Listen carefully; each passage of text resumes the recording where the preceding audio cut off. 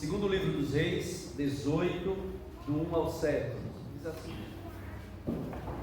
o rei Ezequias, um rei bastante lembrado, e lembrado pela sua piedade, coisa que o destaca a ponto de o autor bíblico deixar claro que ele foi reto perante o Senhor, que o Senhor se agradou dele, que ele andou conforme o caminho de Davi, o seu pai, e que por isso o Senhor lhe deu bom êxito em tudo que fazia. Mas há uma observação feita nesse texto, que eu não sei se vocês prestaram atenção na leitura. Um dado histórico bem curioso. Ele não foi o primeiro rei que tenta empreender uma reforma religiosa, naquele período em que o povo vivia uma inconstância tremenda.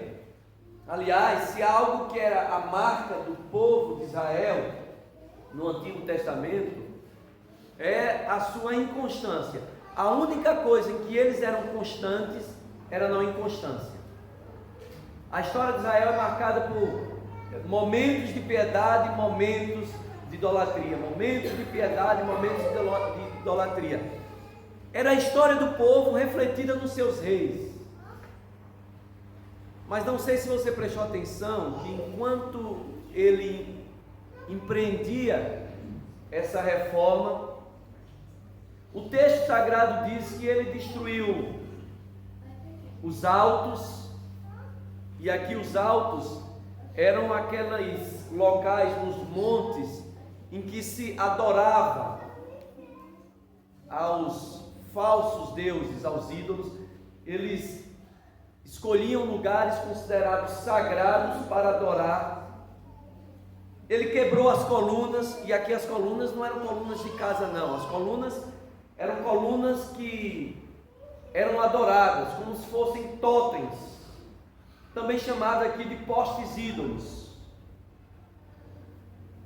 Ele fez em pedaços a serpente de bronze que Moisés fizera. E aqui um detalhe: porque até aquele dia os filhos de Israel queimavam incenso e lhe chamavam de Neustã.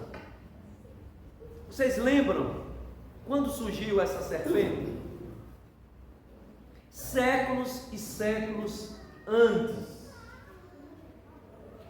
Imediatamente a saída do povo do Egito.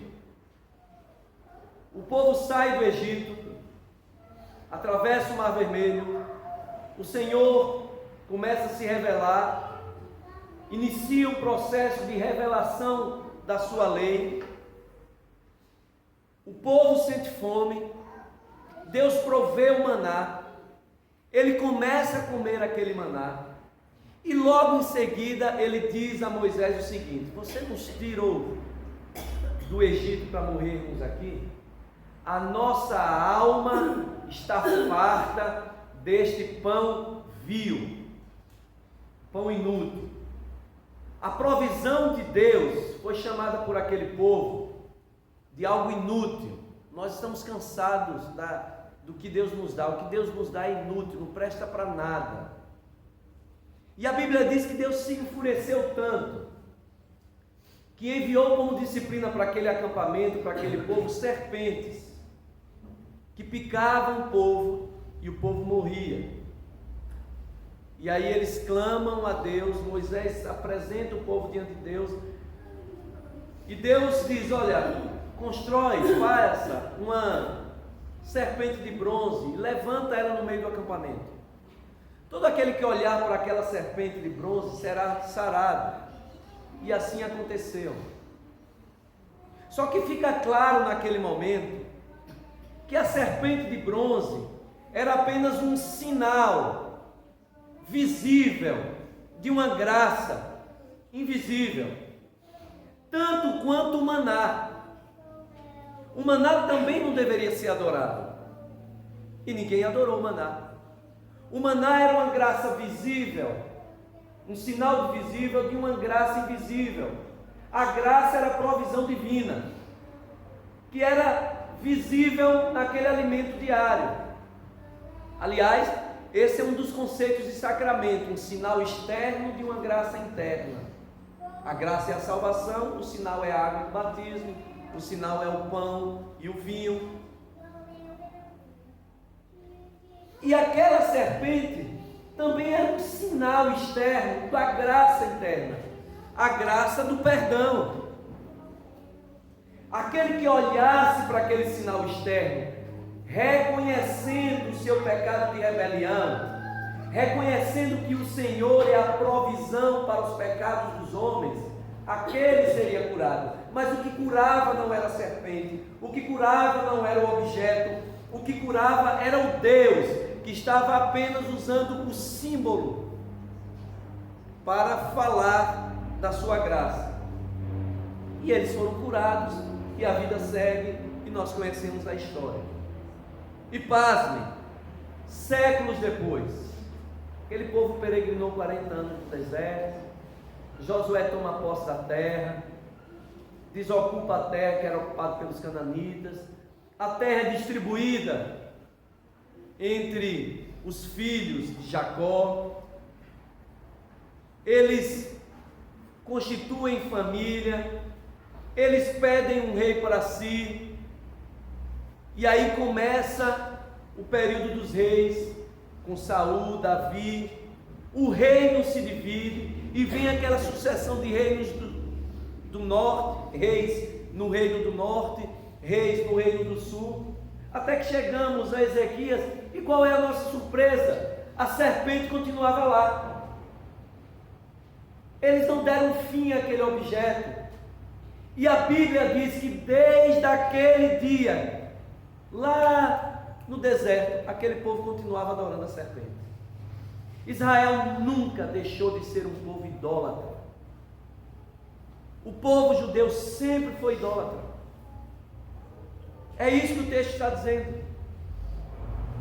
Eles conseguiram transformar em objeto de adoração, objeto de idolatria, uma bênção de Deus. Aquilo que Deus deu como bênção, provisão, sinal da sua presença, da sua graça, eles converteram em maldição para a sua própria vida. Porque, como disse João Calvino, o coração do homem é uma fábrica de ídolos. E Calvino escreve isso em um contexto de alta idolatria na Europa. A igreja havia se secularizado, e aí surgem os movimentos da reforma. E naquele momento, na Europa, era exatamente isso que estava se vivendo. Objetos sagrados, locais sagrados, imagens sagradas, pessoas sagradas. E o Deus da provisão havia sido esquecido por trás de tantos objetos, de tantas pessoas, de tantos locais. Daí surgem aqueles movimentos de reforma, e é dentro daquele contexto altamente idólatra que Calvino vai dizer: o coração do homem é uma fábrica de ídolos. Nós nascemos para adorar porque somos imagem e semelhança de Deus. Mas se nós não temos no altar do nosso coração Deus, esse altar vai estar preenchido com qualquer outra coisa. E qualquer outra coisa que não é Deus, objeto da nossa veneração, objeto da nossa dedicação, objeto da nossa entrega, esta coisa que não é Deus, é ídolo. Ainda que seja uma bênção de Deus na sua vida. Porque foi assim com aquele povo de Judá. A serpente era o sinal da graça. A serpente era um objeto que mostrava o Deus da provisão. A serpente não era em si mesma poderosa, mas eles adoraram a serpente até aquele dia. E o que é que nós temos adorado? Quais são as bênçãos do Senhor que nós temos transformado em maldição nos nossos corações? Quais são as bênçãos do Senhor que tantas vezes nós convertemos em ídolos das nossas almas? Nenhum de nós está livre desse perigo, nenhum de nós. O povo fez isso lá no Antigo Testamento. E nós corremos o risco de colocar como alvo da nossa existência, como cerne da nossa adoração, da nossa vivência, qualquer coisa que o próprio Deus pode ter nos entregue. Há quem coloque a sua família como alvo da sua adoração e da sua veneração. Há quem coloque um marido, uma esposa, um filho, um neto. E ainda que diga assim, não, mas eu não tenho imagens, nem as fotos dele, eu não acendo vela para as fotos da minha família. Mas vive uma vida em que tudo tem que orbitar em torno da sua família. Todos os seus anseios, todos os seus desejos, todos os seus intentos, todas as suas preocupações, toda a sua fonte de segurança está ali. E se a sua família é tocada, você começa a se desestabilizar, porque a sua vida e a minha vida muitas vezes está ancorada naquilo. Mas há outros que ancoram a sua segurança, a sua proteção numa carreira profissional. Basta que as coisas comecem a não dar certo, que a carreira profissional comece a ganhar um rumo, porque sofreu influências que estavam fora do nosso controle, e essas pessoas começam a se angustiar, vão perdendo a vida, perdendo a alma, perdendo a própria segurança. Ou é um trabalho, quem sabe o ídolo do seu coração é aquilo que você planejou para o seu filho, e que o seu filho não quer viver aquilo, porque ele é uma pessoa e tem um sonho, tem um outro projeto, porque sem perceber você confiou que ali também estava a sua segurança, ou mesmo a segurança dele. Há outros que dizem, não, eu sei o lugar da minha família, eu sei o lugar da minha carreira, ele nunca ocupa a primazia em relação a Deus. Mas alicerça a sua segurança na sua religião, na sua fé, na fé como conjunto de doutrina. Alicerça a sua segurança e toda a sua vida e todo o seu desejo na tradição, nos gostos pessoais, e transforma a igreja no seu ídolo, na sua serpente de bronze. E essa é aquela mais sutil forma de idolatria, porque nós confundimos o serviço a Deus com o próprio Deus. Há muitos que servem a igreja, mas estão longe de conhecer a Deus, não sabem quem é Deus, não conhecem o poder de Deus, desconhecem a Deus e o seu poder, mas estão intimamente ligados ao serviço, à obra. A igreja é o ídolo de muita gente. Isso não é absurdo dizer. Quantos em nome da igreja matam? Quantos em nome da igreja passam por cima dos outros? Mas estão fazendo em nome da igreja ídolos do coração. Um ministério,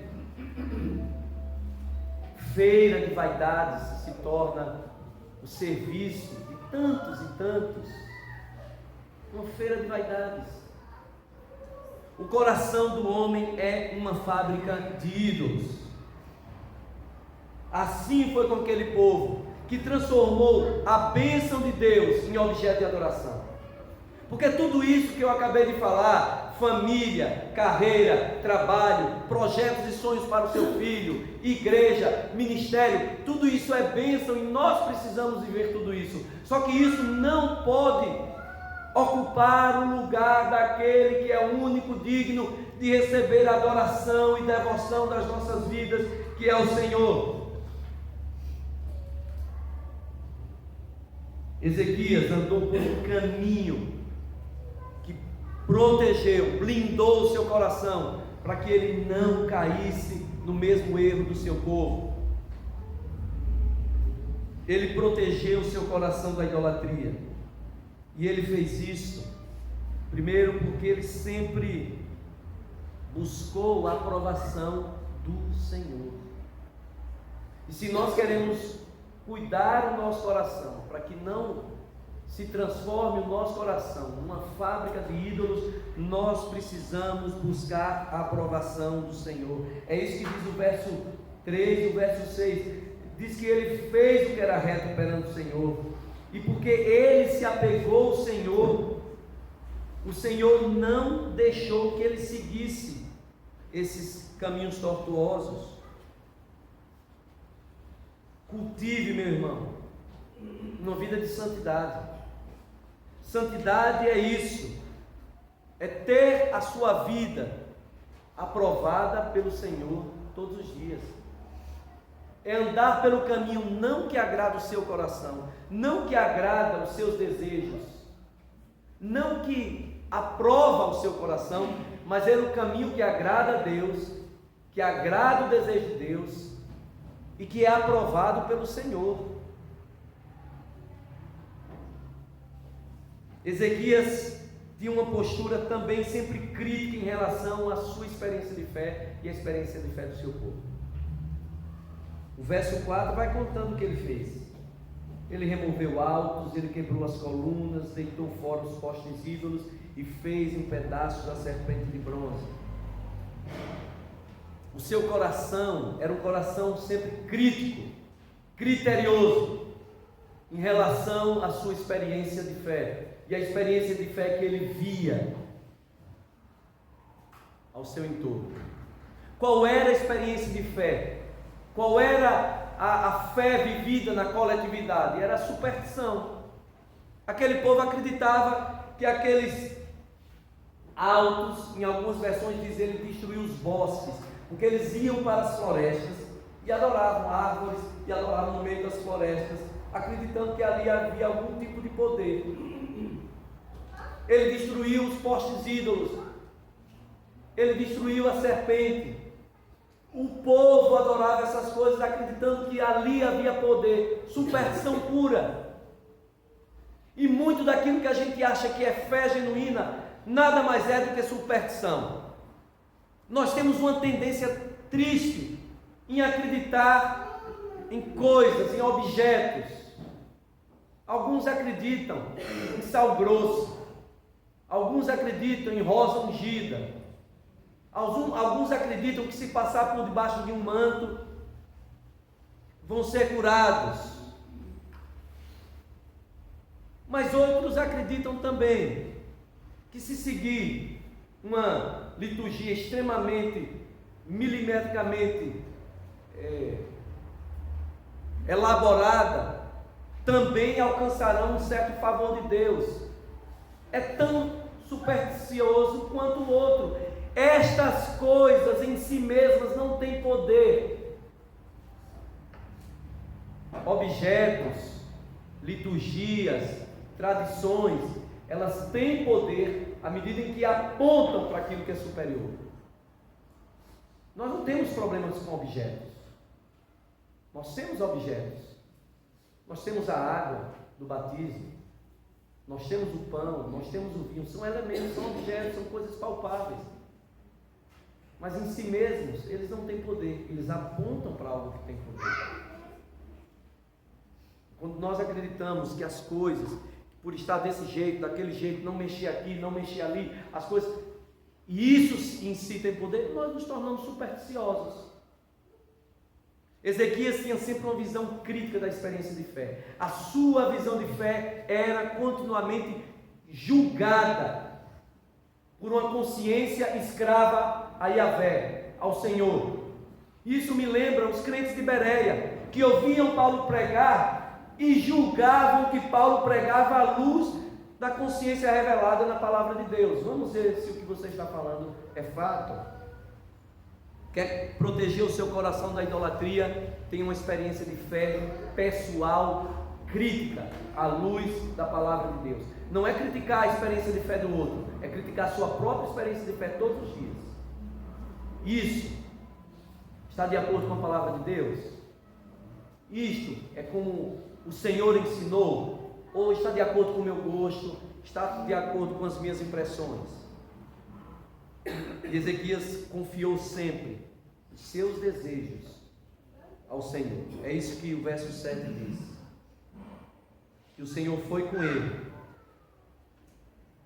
Quando ele saía, quando ele voltava, onde ele estivesse, o Senhor era com ele. Ele se apegou ao Senhor. Ele confiou até mesmo os seus anseios, os seus medos, os seus desejos. Se você olha depois com cuidado a história de Ezequias, quando ele é afrontado pelo rei da Assíria, ele vai chorar diante de Deus, ele vai colocar seu medo diante de Deus. Ele confiou os seus desejos a Deus. As minhas preocupações, os meus anseios não vão ser respondidos por nenhum desses objetos, pelos ídolos que esse povo está adorando. Tudo isso vai ser respondido pelo Senhor. E o Senhor respondeu. Quando nós confiamos todos os nossos anseios, toda a nossa vida nas mãos do Senhor, nós blindamos o nosso coração para que ele não seja inclinado aos nossos próprios desejos. A palavra de Deus diz que o coração do homem é desesperadamente corrupto. Desconfia até mesmo dos seus anseios. Submeta-os ao Senhor e coloque como âncora na sua vida, não você mesmo, não aquilo que você pode fazer, mas sempre o Senhor. Isso é confiança, porque assim a gente vai se livrar de ancorar a nossa vida, de devotar a nossa vida, de encontrar segurança para a nossa vida em quaisquer coisas que não sejam o próprio Deus. Se nós procedermos como a palavra de Deus nos ensina, nós vamos proteger o nosso coração de transformarmos as bênçãos que o Senhor nos dá em ídolos em nosso coração e de nos desviarmos do caminho do Senhor. Vamos orar? Feche seus olhos, faça sua oração, confesse os seus pecados e peça que o Senhor te ensine a viver esta palavra. Confessamos os nossos pecados ao Deus, porque sabemos que todos nós temos essa triste tendência de desviarmos do caminho do Senhor, de transformarmos a bênção em maldição, de fazermos com que os nossos corações edifiquem altares, ídolos, que ocupam o teu lugar. Nos ajuda, Deus, a quebrar os ídolos dos nossos corações, a quebrar e a purificar todos os dias o altar das nossas vidas, a blindarmos o nosso coração da idolatria, a buscarmos ao Senhor como única prioridade, como aquilo que há de mais essencial no nosso ser. Assim rogamos em nome de Jesus.